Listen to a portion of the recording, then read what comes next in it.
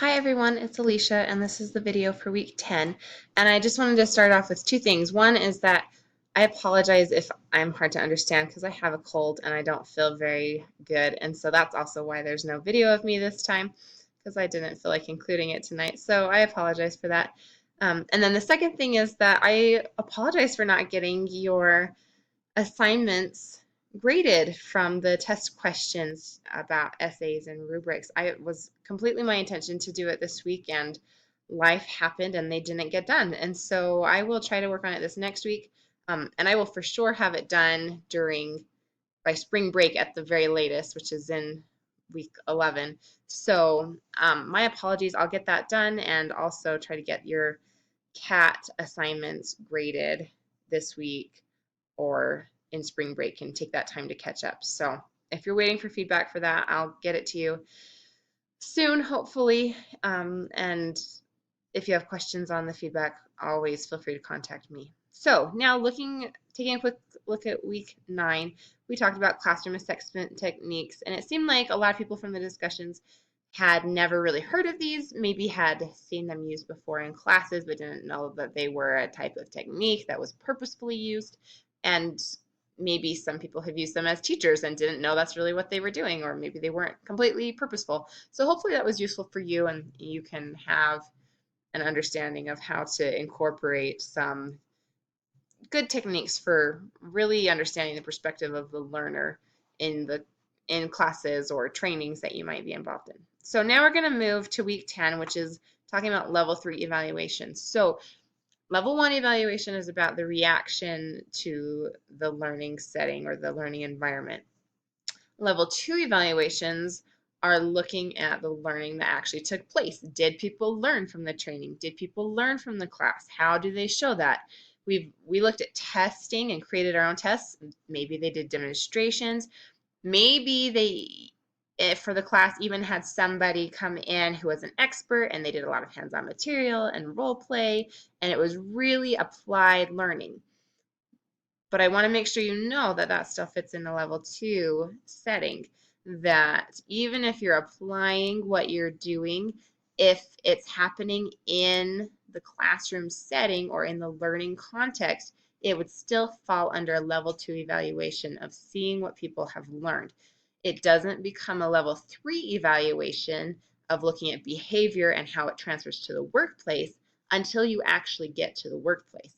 And so let's look at the framework real quick and we'll talk about this some more. So you're going to read chapter 6 about transfer to the job and the environment, of how the learning and the training that has been done has transferred to the job and the environment.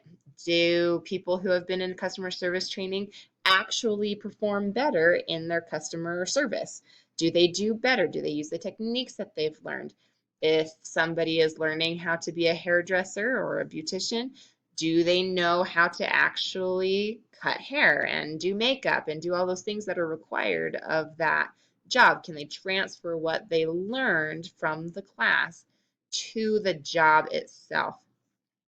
So watch this video about the timing of level 3 evaluations, because you don't want to have a class and then have them go back to work and the next day you evaluate them to see how well they learned it. They may not have really had a chance to implement what they've learned yet, or maybe they're starting to, but they're not completely comfortable with it and they have to work on becoming proficient in that learning or using what they learned.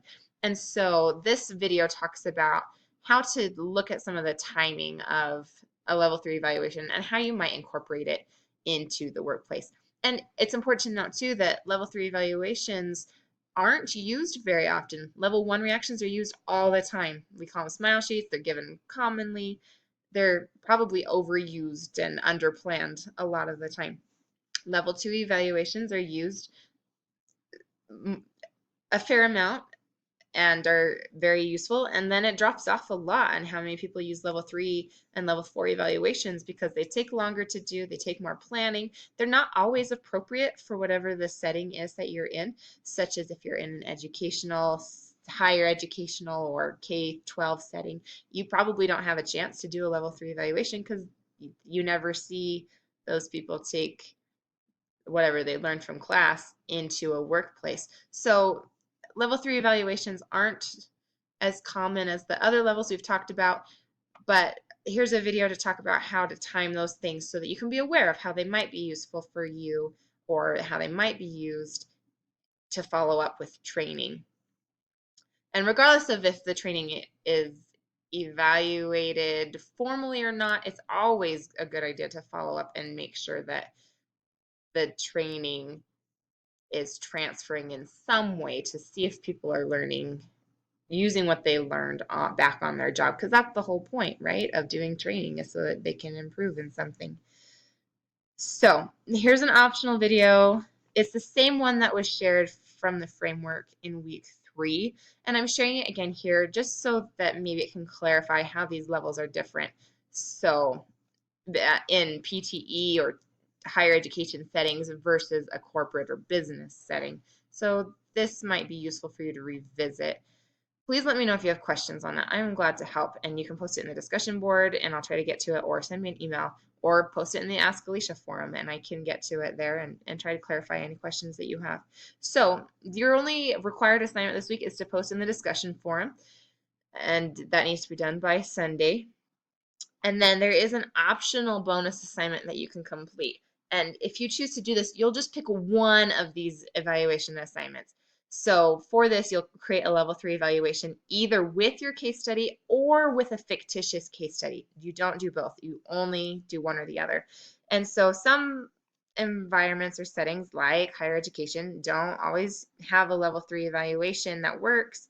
And so then in that case, you would use a fictitious case study. But if it's possible to do level 3 evaluation, use this handout for the case study. So if you have questions on this assignment, let me know, and I'll let you just look at those handouts for your guidelines and instructions there. There are several questions this week to talk about in the framework. You don't have to discuss them all, but I think these are some things to think about and to discuss. And I'd be interested in seeing what you think is important in a level 3 evaluation and what your experiences are and how maybe you could use these in the future. So if you have any questions, please let me know. Enjoy kind of a lighter week. And then the next week will be spring break. And there will be no class and no learning materials. But if you choose to, you can use spring break to start working on week 12, because I will pre-warn you that week 12 does have a lot of videos.